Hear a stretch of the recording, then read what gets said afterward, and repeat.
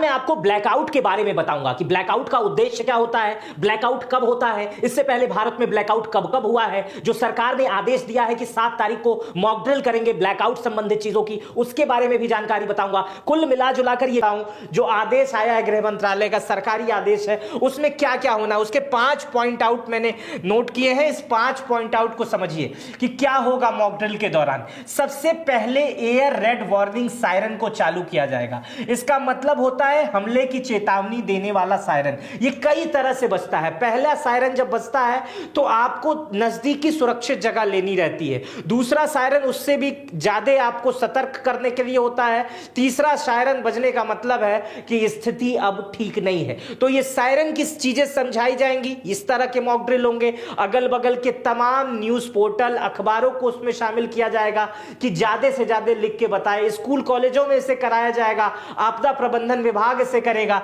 आगे इसका जो पॉइंट नंबर 2 है, इसमें बताया जा रहा है कि नागरिकों और छात्रों को सिविल डिफेंस के बारे में प्रशिक्षित किया जाएगा ताकि उन्हें ट्रेनिंग पता चल सके। जैसे देखिए, इन बच्चों को बताया जा रहा है कि अगर ऐसी स्थिति, आपात स्थिति आए तो सबसे पहले किसी मजबूत स्थिति का सहारा ले, अपने कान को बंद कर ले, घुटनों को बल आ जाए और सीट के नीचे छुप जाए, जिससे तमाम तरीके से आप सुरक्षित रह सकते हैं। अगर तेज आवाज होती है तो कान के पर्दे नहीं फटेंगे। अगर ऊपर से कुछ गिरता है, जैसे मान लीजिए कहीं कुछ दूर पर घटना होती है और ऊपर से आपका छत का प्लास्टर ही गिर गया, तो कम से कम ये सीट उसे रोक लेगा। यही है वो सायरन जो इस स्थिति में बजाया जाता है। हर शहरों में पुलिस लाइन से लेकर हर जगह ये सायरन होता है, जो विकट स्थितियों में बजाया जाता है। तीसरा, क्रैश ब्लैकआउट का उपयोग बताया जाएगा। इसका मतलब है कि हमले के दौरान रोशनी बंद करने की स्थिति। इसी को मैं आगे बहुत विस्तार तरीके से समझाऊंगा, क्योंकि ये ब्लैकआउट द्वितीय विश्व युद्ध के दौरान और 1971 और 1965 में भारत में भी हुआ है। आगे उसको ठीक से समझाऊंगा। उसमें कौन कौन सी रोशनी किस तरह से बंद करनी है वो मैं आपको समझाऊंगा। महत्वपूर्ण प्रतिष्ठानों को छुपाने की व्यवस्था, जरूरी जगहों को दुश्मन से बचाने की व्यवस्था की ट्रेनिंग लोगों को दी जाएगी। जैसे आपके क्षेत्र में कोई बहुत महत्वपूर्ण प्रतिष्ठान है, जैसे ताजमहल ही है, तो ताजमहल को ढक दिया जाएगा। इससे पहले भी 65 और 71 में, 99 में भी शायद ताजमहल को ढक दिया गया था। महत्वपूर्ण प्रतिष्ठानों पर चूंकि हमले होते हैं तो महत्वपूर्ण प्रतिष्ठानों को ढकने की व्यवस्था बताई जाएगी और किस तरह से जो बड़ी बड़ी फैक्ट्रियां चल रही हैं उसको किस तरह से तुरंत बंद कर दिया जाए, लाइटें ना दिखाई दें, ऐसी व्यवस्था बताई जाएगी। निकासी योजना, एविकुएशन प्लान बताया जाएगा। एविकुएशन प्लान में यह होता है कि किस तरह से आपका स्थान एक दूसरे स्थान, सुरक्षित स्थान पे परिवर्तन हो, और इसकी पूरी रणनीति सरकार कल यानी 7 मई को मॉक ड्रिल के दौरान बताएगी। लेकिन ये तो कल बताया जाएगा। उससे पहले आइए मैं आपको ब्लैकआउट के विषय में बता दूं, क्योंकि ये नया चैप्टर है, नया शब्द है। कल रात से ब्लैकआउट बहुत ज्यादा सुनने में आ रहा है।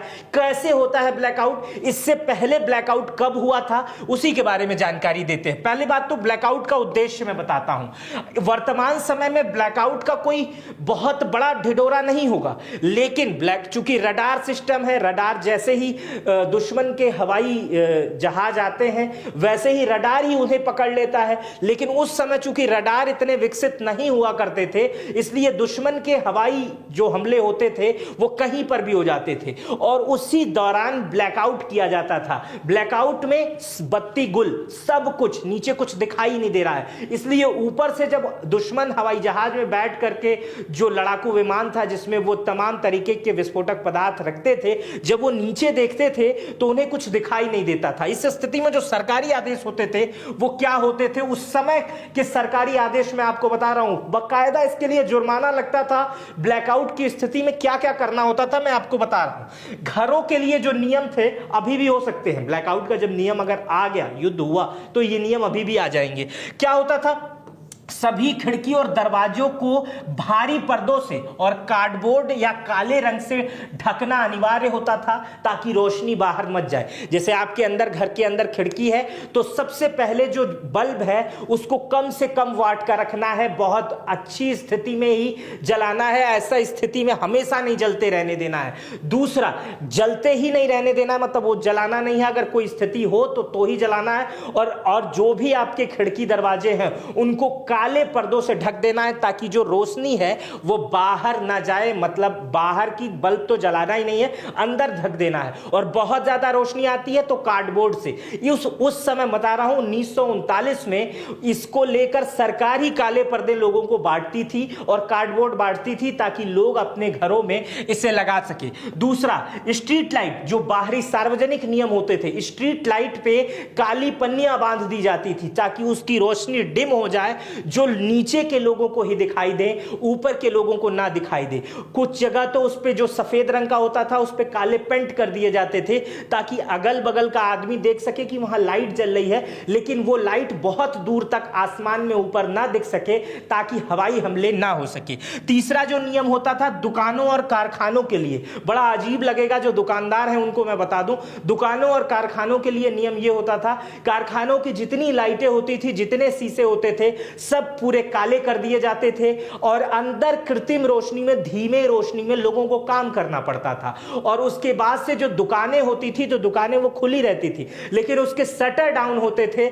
आवाज जो हो, आवाज से आवाज का कॉम्बिनेशन होता था, जैसे आप कर्फ्यू के दौरान देखते होंगे या आप कोरोना के दौरान भी वो चीजें देख चुके होंगे, या जो शराब खरीदने के शौकीन होंगे वो 10 बजे से पहले शराब की दुकान जिस तरह शटर गिरा के अंदर से शराब बेचते, वैसी स्थिति आ जाती है। लाइट अंदर नहीं जलानी होती है, बाहर वाला कहेगा भैया 1 किलो चीनी दे दीजिए, अंदर वाला कहेगा ठीक है, वो फिर उसके बाद धीरे से नीचे से पैसा देगा, धीरे से नीचे से चीनी देगी। दुकान बंद करने के आदेश होते थे क्योंकि दुकान अगर खुलेगी तो लाइट की स्थिति आ जाएगी। आपके पर्सनल कार के साथ क्या स्थिति होती थी वो मैं आपको बता दे रहा हूं। जो पर्सनल कार होती थी उसकी हेडलाइट के आगे काली रंग की फिल्म लगा दी जाती थी, काले स्टिकर चिपका दिए जाते थे, नहीं कुछ होता था तो काले रंग से पेंट कर दिया जाता था। जो इंडिकेटर होते थे उसको भी उसी रंग से पेंट कर दिया जाता था।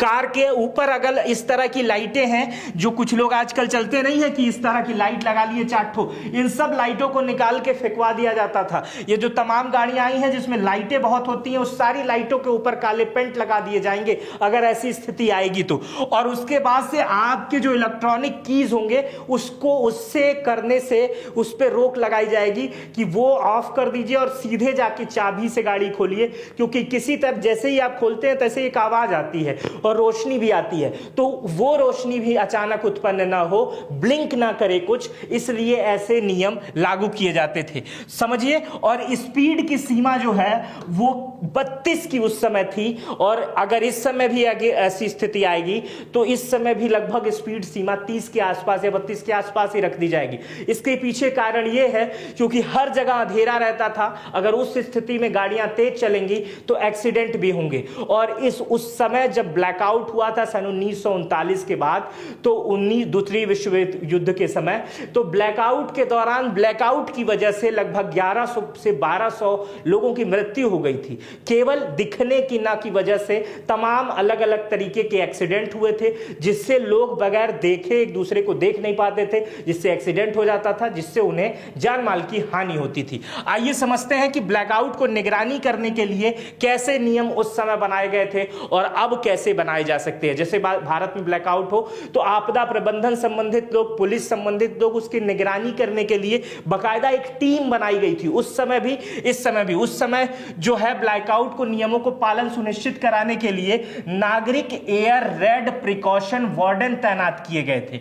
ये वार्डन रात में गश्त करते थे, किसी इमारत या वाहन से रोशनी की झलक दिखने पर कार्रवाई करते थे, उल्लंघन करने वालों पर भारी जुर्माना लगाया जाता था, अदालत में पेशी करना पड़ता था।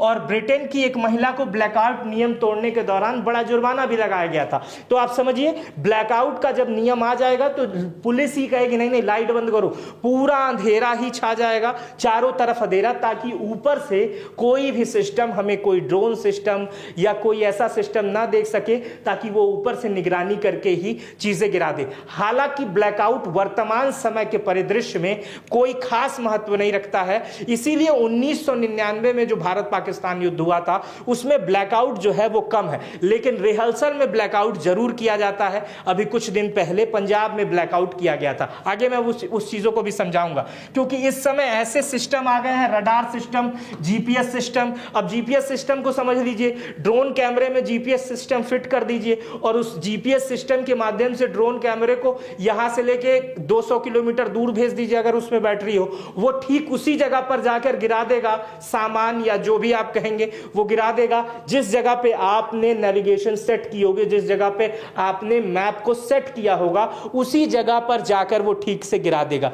तब उसके लिए लाइट और ये तमाम चीजें छोटी पड़ जाती हैं क्योंकि उसे लाइट की जरूरत नहीं पड़ती है, वो जीपीएस के सहारे चलता है। जिस तरह से आप कोई भी चीज लाइट दिखे या ना दिखे, आप मोबाइल में अगर आपको दिल्ली से मुंबई जाना है तो आपने दिल्ली से मुंबई का मैप लगा लिया, तो ऐसा तो है नहीं कि लाइट नहीं है तो मैप नहीं दिखाएगा, क्योंकि वो तो रडार सिस्टम से है, वो तो सैटेलाइट सिस्टम से है। तो सैटेलाइट सिस्टम आने के बाद, रडार सिस्टम आने के बाद ये चीजें थोड़ी सी हल्की हो गई हैं, लेकिन युद्ध के दौरान हर वो चीजें बरती जाती हैं जिससे नागरिकों की सुरक्षा हो। ब्लैकआउट इसी को कहते हैं। और द्वितीय विश्व युद्ध के दौरान और 1971 और 1965 में भारत में इसका भरपूर उपयोग हुआ है। कब कब हुआ है द्वितीय विश्व युद्ध के दौरान, ये मतलब कब कब हुआ है ब्लैकआउट, ये मैं आपको बता देता हूं।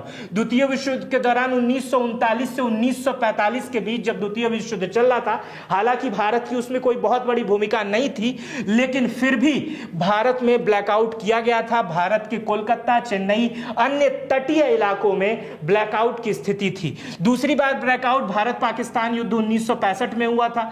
इस युद्ध में अमृतसर, दिल्ली जैसी जगहों को पूर्ण रूप से अंधेरे में बदल दिया गया था, कुछ भी नहीं दिखाई देता था, पूर्ण रूप से एकदम शून्य रोशनी, ऊपर से देखने पे कुछ भी नहीं दिखाई देता था। उसी तरह 1971 में भी सबसे ज्यादा ब्लैकआउट हुआ था और यह स्थिति थी मुंबई, कोलकाता, अमृतसर, दिल्ली जैसे प्रमुख शहरों को पूर्ण रूप से ढक दिया गया था। और अभी कुछ ही दिन पहले ब्लैकआउट हुआ है और यह 4 मई को पंजाब के फिरोजपुर में हुआ है। 30 मिनट के लिए ब्लैकआउट, और उस समय 30 मिनट के लिए पूरे फिरोजपुर को अंधेरे में कर दिया गया था और सैटेलाइट इमेज या ऊपर से देखने पर नीचे सिर्फ अंधेरा ही अंधेरा दिखाई दे रहा था, कुछ भी नहीं दिखाई दे रहा था। और 1999 में ब्लैकआउट, मैंने शुरुआत में ही बताया कि 1999 में ऐसी स्थिति, रडार सिस्टम विकसित हो चुका था, तमाम चीजें थी, इसलिए ब्लैकआउट तो किए गए थे लेकिन सीमावर्ती इलाकों में ही ब्लैकआउट किए गए थे और उसका बहुत ज्यादा असर देखने को नहीं मिला था। लेकिन वर्तमान समय में जो 7 मई को मॉक ड्रिल किया जा रहा है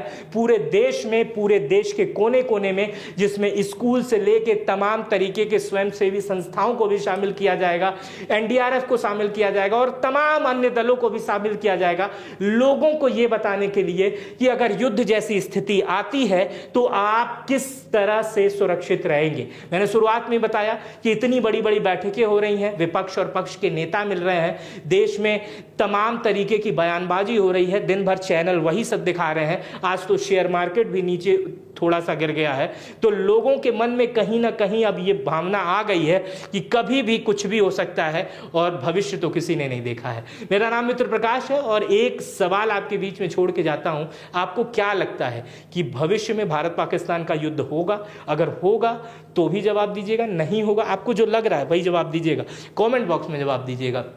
अपना बेहद ख्याल रखिएगा। बहुत